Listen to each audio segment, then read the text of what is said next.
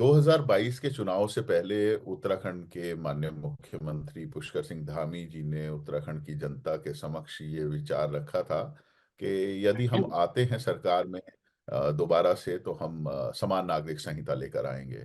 और सरकार के पुनः जनता ने जन समर्थन उन्हें दिया, वो सरकार दोबारा बनी और उन्होंने अपनी पहली कैबिनेट में ही एक विशेषज्ञ समिति का गठन किया, जिसकी अध्यक्षता पूर्व न्यायाधीश सुप्रीम कोर्ट की जस्टिस रंजना प्रकाश देसाई जी ने की। और उसमें जस्टिस प्रमोद कोली, जो पूर्व मुख्य न्यायाधीश रहे सिक्किम हाई कोर्ट के, पूर्व मुख्य सचिव रहे शत्रुघ्न सिंह जी उत्तराखंड के, और दून यूनिवर्सिटी की वाइस चांसलर सुरेखा डंगवाल जी जैसे लोग इसमें शामिल रहे। जब ये समिति की पहली बैठक हुई तो सबसे पहला विचार बस एक ही चीज को लेकर किया गया कि ये महिलाओं को समान अधिकार दिलाने के लिए कानून है। और जैसा कि कल यूसीसी के लॉन्च के समय माननीय मुख्यमंत्री जी ने भी कहा कि ये आधी आबादी का पूरा कानून है। तो आज़ादी के इतने समय से लेकर देश की आधी आबादी महिलाएं जो हैं वो आज तक समान अधिकारों, अपने अधिकारों की हक की लड़ाई लड़ रही थी, और उन्हें न्याय नहीं मिल पा रहा था। तो ये भगीरथ प्रयास जो है वो यहाँ के मुख्यमंत्री द्वारा करा गया। तो समिति ने सबसे पहले विचार यही किया कि जब ये कानून बनना है तो जनता के लिए बनना है, और जब जनता के लिए बनना है तो जनता के सुझाव इसमें सर्वोपयोगी होंगे। तो इसको ध्यान में रखते हुए पूरे प्रदेश में जनसंवाद कार्यक्रम आयोजित किए गए। विभिन्न माध्यमों के द्वारा लगभग 2.5 लाख सुझाव समिति को प्राप्त हुए। आ, इसमें अगर हम देखें तो करीबन 125 करोड़ आबादी है उत्तराखंड की, जिसमें 25 लाख परिवार रहते हैं। तो लगभग 10% परिवारों ने इन जनसंवाद कार्यक्रमों में प्रतिभाग किया। 1.25 करोड़ आबादी है, 25 लाख परिवार रहते हैं। तो उन 25 लाख परिवारों में के हिसाब से अगर हम देखें तो हर परिवार से अगर हम एक सुझाव भी मानेंगे तो लगभग 10% परिवारों ने प्रतिभाग किया। और अगर हम देखें तो इसमें जितने भी स्टेक होल्डर्स हैं, जो धार्मिक संगठन हैं, जो धर्मगुरु हैं, उनसे विचार विमर्श हुआ, जो अधिवक्ता हैं उनसे विचार विमर्श हुआ, जो सामाजिक संगठन है उनसे हुआ, जो राजनीतिक दल हैं जिन्होंने 2022 के यहाँ पे जनरल इलेक्शन में प्रतिभाग किया था, तो उन सबको भी समिति ने अपना रिप्रेजेंटेशन, अपने सुझाव लेने के लिए आमंत्रित किया, जिसमें से 10 में से 7 राजनीतिक दलों ने भी अपने सुझाव दिए। कांग्रेस, सीपीआई और आम आदमी पार्टी ने उससे दूरी रखी। उन्होंने कोई भी सुझाव नहीं दिया, वो उन्होंने प्रतिभाग नहीं किया। लेकिन जब जनता के सुझाव लिए जा रहे थे तो सबसे महत्वपूर्ण चीज जो जनता के माध्यम से निकल कर आई वो ये थी कि जनता की कठिनाइयों को कैसे दूर किया जाए। मैरिज रजिस्ट्रेशन हो या जैसे हम कहें तो हम विल वसीयत का पंजीकरण, तो इन सारी चीजों में बड़ा विलंब लगता है, समय लगता है, और सरकारी दफ्तरों के चक्कर लगाने होते हैं। किसी को विदेश जाना होता है तो उसे वीजा लगाने के लिए मैरिज सर्टिफिकेट की जरूरत होती है, लेकिन एक एक महीने तक का समय लग जाता था। तो इन सारी चीजों को ध्यान में रखते हुए एक ऑनलाइन वेब पोर्टल कि हम कैसे फेसलेस, कैसे ऑनलाइन तरीके से हम शीघ्र पंजीकरण कर सकें, सारी आबादी के जितने भी दंपत्ति हैं उनका विवाह का पंजीकरण कर सके, जो तलाक हुए हैं उनका कैसे पंजीकरण सबका कर सके, और एक ऐसा पोर्टल तैयार करें जो कि भारत सरकार की अन्य सारी वेबसाइट से इंटीग्रेटेड हो। तो उससे लाभ ये होगा कि जैसे किसी दंपति ने, किसी का विवाह हुआ तो उस दंपति के यहाँ पर अगर किसी बच्चे का जन्म हुआ और उसका इंटीग्रेशन सीआरएस पोर्टल से है जो भारत सरकार का है, तो जैसे ही कोई बच्चे का जन्म होगा और अगर उसके माता पिता वो हैं तो वो बच्चा उस परिवार को मैप हो जाएगा।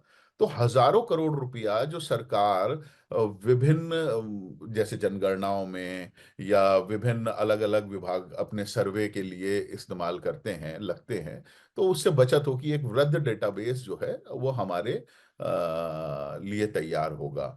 इसी प्रकार जो वारिसों के झगड़े होते हैं भविष्य में, जब व्यक्ति की मृत्यु हो जाती है और उसके बाद उसके वारिस संपत्ति के अधिकारों को लेके झगड़ते हैं, वाद न्यायालयों में चलते हैं, तो जब ये सारी चीजें ऑन रिकॉर्ड पहले से ही आ जाएंगी तो कौन किसका वारिस है और कौन नहीं है, वो सारी चीजें आपके पास सिंगल क्लिक पे अवेलेबल रहेंगी।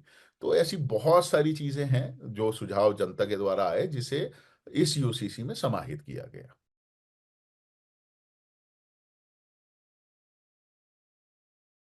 अलग अलग विषय आए अलग अलग समुदायों के माध्यम से। किसी विशेष धर्म की बात मैं नहीं करूंगा। जैसे सिख समुदाय से बात आई कि हमारे यहाँ आनंद कारज होता है, अगर यूसीसी आ जाएगी तो हमारा आनंद कारज का क्या होगा। तो पहले ही ये चीज स्पष्ट कर दी गई थी एक्ट में ही कि जो सेरेमनीज ऑफ मैरिज हैं, जो परंपराएं हैं, जो रीति रिवाज हैं, आप किस विधि से विवाह कर रहे हैं, वो सारी चीजों में कोई परिवर्तन नहीं आएगा।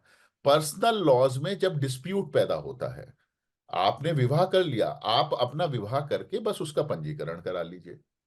आज भी जो अलग विभिन्न धर्मों के लोग हैं, अगर उन्हें विदेश जाना होता है और वो शादीशुदा युगल हैं, तो उन्हें आज भी मैरिज रजिस्ट्रेशन सर्टिफिकेट की आवश्यकता पड़ती है। वो मैरिज रजिस्ट्रेशन सर्टिफिकेट लेके ही उनका वीजा लगता है। तो वो सबके लिए कंपलसरी कर दिया गया कि वो मैरिज रजिस्ट्रेशन सबके लिए कंपलसरी हो जाए। तो उसमें कोई आपत्ति नहीं होनी चाहिए थी। सेरेमनी से कोई छेड़छाड़ नहीं करी गई। अब विवाद अगर होता है तो एज ऑफ मैरिज को लेके होता है कि लड़कियों का विवाह किस आयु में होना चाहिए। तो मेरे ख्याल से कोई भी सभ्य समाज का व्यक्ति ये नहीं कहेगा कि किसी आज के समय में किसी नाबालिग बच्ची का विवाह किया जाए। तो ये सब ये राजनीतिक विषय हैं। पॉलीगैमी की बात हुई कि बहुविवाह, एक व्यक्ति कितनी शादियां कर सकता है। तो कोई भी सभ्य समाज का व्यक्ति आज के समय में ये नहीं कहेगा, चाहे वो किसी भी धर्म का हो, किसी भी समुदाय का हो, कि हाँ जी, दो शादी, तीन शादी या अधिक शादियां जो है वो अलाउ करनी चाहिए।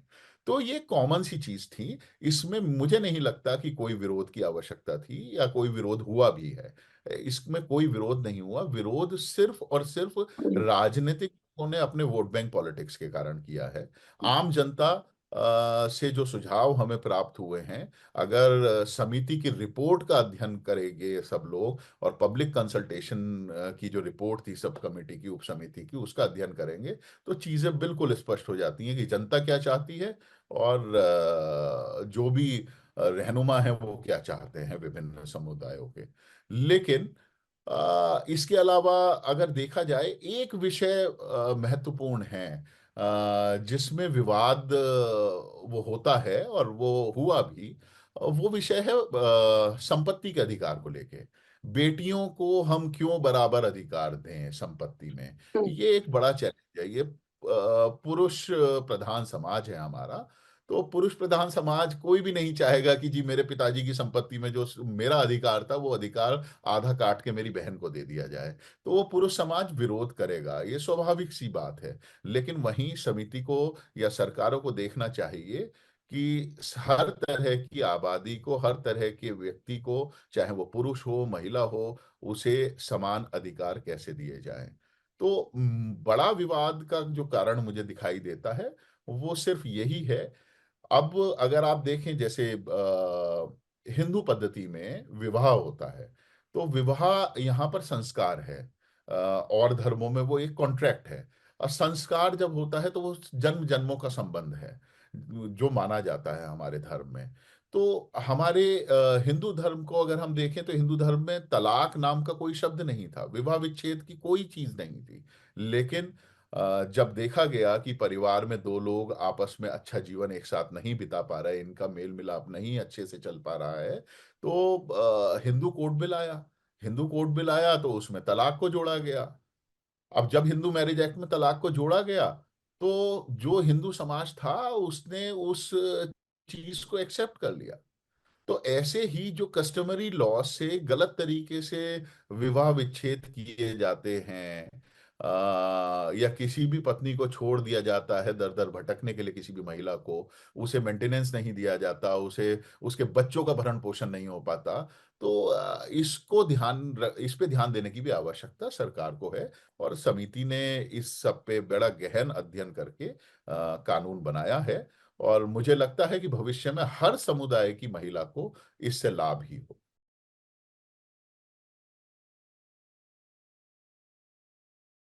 देखिए, 10 राजनीतिक दल जिन्होंने चुनाव में प्रतिभाग किया था 2022 के, उन सबको आमंत्रित करा गया था। उसमें राष्ट्रीय दल भी थे, क्षेत्रीय पार्टी भी थी। उसमें से 7 दल, सपा, बसपा, या हमारे यहाँ एक दल है यूकेडी, तो बीजेपी, ये सारी की सारी पार्टीज आई थी। लेकिन मुख्यतः कांग्रेस, आम आदमी पार्टी और सीपीआई, इन 3 पार्टीज ने जो है वो इसका बहिष्कार किया था। वो लोग नहीं आए थे समिति के बुलाने के बाद भी। तो उनका कोई भी मंतव्य क्या था यूसीसी को लेके, या कोई भी सुझाव क्या थे, ये समिति को प्राप्त नहीं।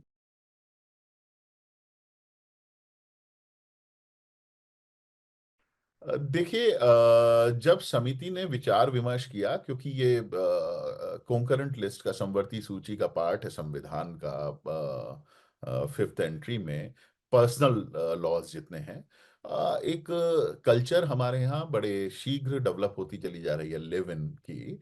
और बहुत से लोग इसे गलत तरीके से प्रस्तुत भी कर रहे हैं कि जी लिव इन को मान्यता दे दी गई है। ऐसा बिल्कुल नहीं है। लिव इन को पहले से ही मान्यता मान्य उच्चतम न्यायालय ने के द्वारा दी गई है। हमारे यहाँ डोमेस्टिक वायलेंस एक्ट है, उसमें लिव इन रिलेशनशिप में रहने वाले डोमेस्टिक वायलेंस अगर होता है तो उसमें मेंटेनेंस तक का भी प्रावधान है। तो ऑलरेडी वो सारी व्यवस्था पहले से है। उन सारी चीजों को, और जो लॉ कमीशन, जब समिति ने काम किया तो लॉ कमीशन और पार्लियामेंट्री स्टैंडिंग कमिटीज की जो रिकमेंडेशंस रही हैं, वो उन सारों का बड़ा गहन अध्ययन करा है। जो विभिन्न उच्च न्यायालय या माननीय उच्चतम न्यायालयों के निर्णय रहे हैं, उनका गहन अध्ययन किया है। उसके आधार पे ये कानून बनाया गया। तो लिव इन में एक सबसे बड़ी दिक्कत दो चीजें आती थी। अगर समिति की रिपोर्ट को पढ़ेंगे, जो उसका वॉल्यूम 3 है कोर्ट का, यूनिफॉर्म सिविल कोड का, तो उसमें स्पष्ट तौर पे मेंशन है कि जब हम लोगों के पास गए तो लोगों का क्या सुझाव था, क्या कहना था, उनकी क्या इच्छाएं थी लिव इन को लेकर। बच्चे पढ़ने जाते हैं, 18 साल की उम्र में बच्चा 12वीं पास करता है। 12वीं पास करने के बाद शहर के बाहर चला जाता है पढ़ने के लिए। वहां पर वो जाकर लिव इन में रहने लगता है। लिव इन में रहता है तो दो तरह के केसेस हमारे सामने आए। या तो बच्चियों का शोषण होता है, और या फिर कई जगह ऐसे भी केसेस सामने आए कि वो लिव इन में बड़े अच्छे से रह रहे थे, 2 साल रहे, 3 साल रहे, और उसके बाद जो है वो पुरुष के ऊपर बाद में रेप का केस लगा दिया गया, और पुरुष चक्कर काट रहा है। और किसी को भी ये सिद्ध करने के लिए कि हम लिव इन में रहते थे, उनके पास कोई आधिकारिक दस्तावेज कुछ भी नहीं था। तो इसमें बहुत सारे जजमेंट जो हैं वो सुप्रीम कोर्ट के द्वारा भी दिए गए हैं। तो इस चीज को ध्यान में रखते हुए, और खास तौर से जो प्राइवेसी की बात करते हैं, प्राइवेसी को भी ध्यान में रखते हुए एक नई चीज ये शुरू करी गई कि अगर आप लिव इन में रहना चाहते हैं तो आप अपने लिव इन का पंजीकरण करा दीजिए, जिसकी सूचना जो गोपनीय रखा जाएगा, आपकी जानकारी किसी को नहीं दी जाएगी। आपकी जानकारी सिर्फ और सिर्फ अगर आप 18 से 21 साल के बीच में हैं तो आपके माता पिता को दी जाएगी। वो उसका एक बड़ा महत्वपूर्ण कारण है। कारण यह है कि 21 साल की आयु विवाह के लिए जरूरी है। ठीक है। तो अगर दो लोग एक साथ रह रहे हैं, और वो in the nature of marriage, जो लिव इन को डिफाइन करा गया है, एक शेयर्ड हाउस होल्ड में in the nature of marriage रह रहे हैं, तो उन्हें एक तरफ तो हम शादी विवाह तो प्रतिबंधित कर रहे हैं, लेकिन हम बाकी सारी चीजें उसके लिए अलाउ कर रहे हैं। तो इस चीज को ध्यान में रखते हुए सिर्फ 18 साल से 21 साल के बीच अगर कोई आयु है, तो उन लिव इन पार्टनर्स को, के पेरेंट्स को सूचित करा जाएगा, जिससे कि कल दिन को कोई भी घटना ना हो, बच्ची का शोषण ना हो। और आप, इसमें एक सबसे महत्वपूर्ण चीज क्या है, जब आप नहीं रहना चाहते, आप सेम डे कह सकते हैं आज से हमारा लिव इन रिलेशनशिप टर्मिनेट हो गया, आप वहां से अलग हो गए। तो उस ड्यूरेशन की, वो लिव इन रिलेशनशिप के ड्यूरेशन के बीच की रेस्पॉन्सिबिलिटीज किसकी होंगी? बच्चा अगर कोई हो गया इस बीच में, उस बच्चे की जिम्मेदारी किसकी होगी? उस बच्चे की चिंता कौन करेगा? तो वो बच्चे अनाथालयों में जाते हैं या अपने अधिकारों के लिए तरसते रहते हैं। तो उन बच्चों का संरक्षण समिति को और सरकार को करना था। उन महिलाओं का संरक्षण करना था, जहां पर पुरुष वर्ग जो है वो आज किसी महिला के साथ लिव इन में रहा, कल दूसरी के साथ रहा, कल तीसरी के साथ रहा। उसके अलावा एक बहुत ही इंटरेस्टिंग बात और भी सामने आई कि एक आईटीबीपी का जवान था। हम मुझे ध्यान है, हम जोशीमठ में जनसंवाद कार्यक्रम कर रहे थे। वो एक महिला आती हैं समिति के समक्ष और वो कहती हैं कि मेरे पति की मृत्यु हो गई और मुझे कुछ भी, मेरे बच्चे को और मेरे मुझे कुछ भी नहीं मिला, ना सरकारी नौकरी, ना उसका पेंशन, कुछ भी चीज। क्यों? क्योंकि वो पहले से विवाहित था और उस महिला को पता ही नहीं था। तो अब उस महिला को तो पता ही नहीं था, उसे धोखे में रख के शादी करी गई या धोखे में रख के रिश्ता बनाया गया। अब उस महिला का क्या गुनाह है, उस बच्चे का क्या गुनाह है? उसका कोई गुनाह नहीं है।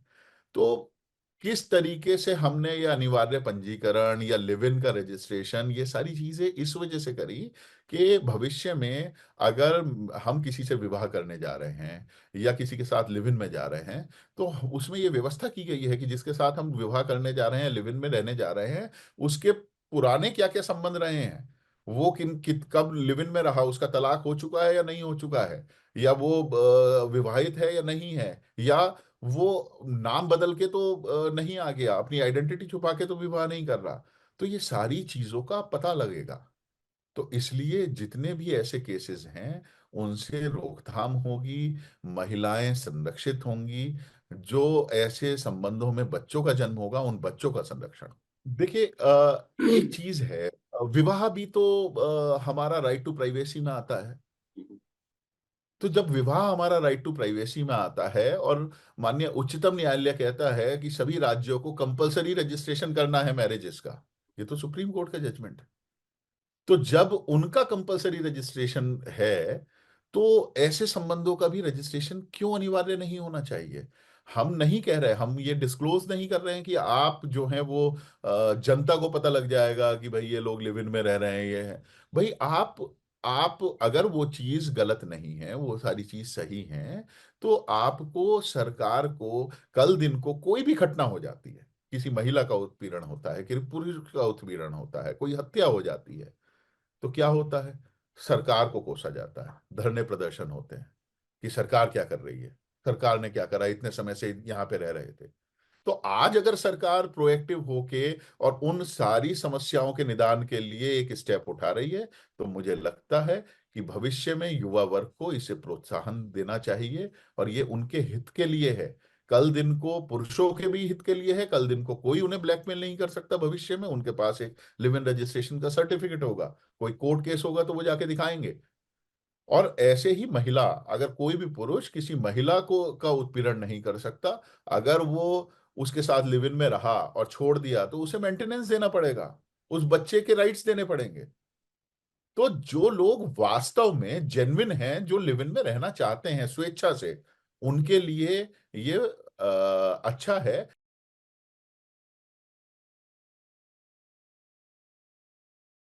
वो पूरा मैकेनिज्म है। पहली चीज तो लिव इन रिलेशनशिप्स को पूरी तरह से ना, पंजीकरण को पुलिस से दूर रखा गया है।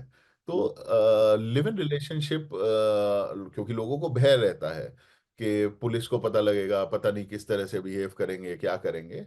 तो जो एस मिनिमम एसडीएम लेवल का ऑफिसर जो है वो रजिस्ट्रार है। तो उसी के यहाँ पर ही लिव इन का पंजीकरण होगा और उसी के पास ही डेटा रहेगा सारा का सारा। तो एक मजिस्ट्रेट लेवल ऑफिसर को कस्टोडियन बनाया गया है और सारा पूरा कंपाइलेशन डेटा का रजिस्ट्रार जनरल के पास रहने वाला है, जो कि रजिस्ट्रार जनरल एक राज्य सरकार में सचिव स्तर के अधिकारी होगा। तो इन सारी चीजों को ध्यान में रखते हुए, अब कोई अगर पंजीकरण नहीं कराया है, तो कोई भी कंप्लेंट, सबसे महत्वपूर्ण चीज क्या है, बहुत लोग कंप्लेंट सिर्फ हैरेसमेंट के लिए करते हैं, लोगों को परेशान करने के लिए करते हैं, अपनी आइडेंटिटी छुपा के करते हैं। तो ऐसी कंप्लेंट्स को यूसीसी में कोई एंटरटेन नहीं करा जाएगा। अगर आपको किसी की कंप्लेंट करनी है और आपको दिखाई दे रहा है कि ये घटना हो रही है, तो उसके लिए आपको सही कंप्लेंट करनी होगी और आपको अपना आधार नंबर वेरीफाइड करके अपनी आईडी बना के ऑनलाइन कंप्लेंट करनी होगी। अगर आपकी कंप्लेंट वो गलत पाई जाती है तो आप पे पनिशमेंट होगा। अगर आपकी दोबारा कंप्लेंट, आपने दूसरी कंप्लेंट करी किसी और की और वो भी गलत पाई जाती है, तो आप पे फिर पनिशमेंट होगा। वो पनिशमेंट की रकम बढ़ जाएगी। जो समिति की रिकमेंडेशन थी वो 5,000 और 10,000 रुपए के थी। अभी मैंने जो नोटिफाई हुआ है वो एक्ट पूरा, वो रूल्स पढ़े नहीं है। तो लेकिन अगर वो तीसरी बार भी कंप्लेंट करने आता है तो उसे बाहर कर दिया जाएगा, फिर वो भविष्य में उस आईडी से कोई कंप्लेंट नहीं कर सकता। हम्म, तो लोगों के हरेसमेंट करने वालों के लिए जो मॉरल पुलिसिंग में लोग बाग आ जाते हैं, मॉरल पुलिसिंग करने के लिए आ जाते हैं, उसकी भी रोकथाम की व्यवस्था करी गई है। हम्म, तो इसलिए मुझे लगता है कि जिस तरह का एक भ्रम खास तौर से लिव इन को लेके फैलाया जा रहा है, वो भविष्य में महिलाओं और बच्चों के संरक्षण के लिए, उनके अधिकारों के संरक्षण के लिए, और इस उसमें इस चीज का भी ध्यान रखा गया है कि कोई उन्हें नाजायज तरीके से परेशान भी ना करे।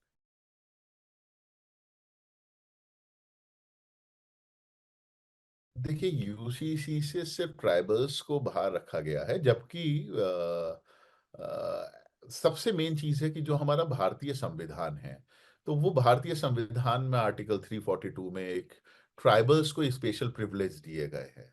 तो उनको एग्जेम्प्ट करा गया उनके कल्चरल और हेरिटेज को बचाने के लिए।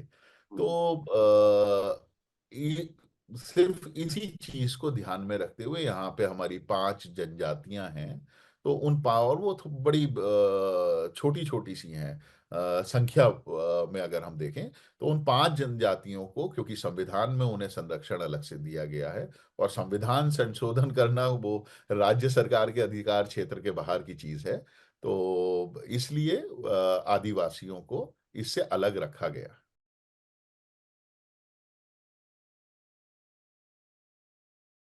ये आर्टिकल 44 तो कहता है, वो डायरेक्टिव प्रिंसिपल्स में, कि सभी राज्य को जो है वो यूसीसी सबके लिए पर्सनल लॉज जो है वो यूनिफॉर्म बनाने चाहिए।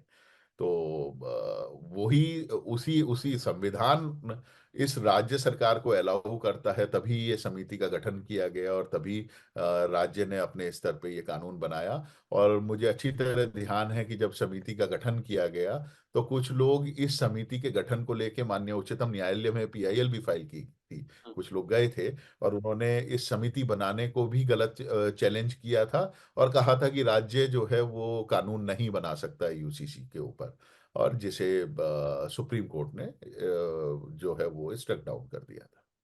कि स्टेट। देखिए, ऐसा नहीं है, नो डाउट इसमें उनका एक और को ये कहना अगर संपूर्ण भारतवर्ष में लागू होगा, तो जैसे मैंने पहले भी कहा कि जो उत्तराखंड से गंगोत्री निकली है वो पूरे देश को सिंचित करेगी। तो ऐसी उम्मीद है हम लोगों को। अच्छा तो यही होगा कि ये शीघ्र ही पूरे देश में सभी नागरिकों पर लागू हो। लेकिन कम से कम जो विषय इतने लंबे समय से आजादी के बाद से टलता चला आ रहा था, तो कम से कम किसी राज्य सरकार ने इस चैलेंज को लिया और वो आगे बढ़े, तो ये भी एक सराहनीय कदम है। और यहाँ पर राज्य के अंदर रहने वाले जो राज्य के निवासी किन किन पे कानून लागू होगा, तो वो भी अच्छे से डिफाइन करा गया है। तो जो राज्य में रह रहे हैं 1 वर्ष से अधिक हों, या राज्य सरकार में कार्यरत हों, एम्प्लॉय हों, या केंद्र सरकार में एम्प्लॉय हों और यहाँ पर तैनात हों, या यहाँ के मूल निवासी हों और बाहर किसी प्रदेश में निवास कर रहे हों, तो या किसी सरकारी सुविधाओं का लाभ यहाँ पर ले रहे हों as a Uttarakhand resident of Uttarakhand. तो बहुत सारे पैरामीटर्स को ध्यान में रखते हुए, तो जिससे कि कम से कम उत्तराखंड का कोई भी निवासी इस कानून के दायरे से बाहर ना रह पाए।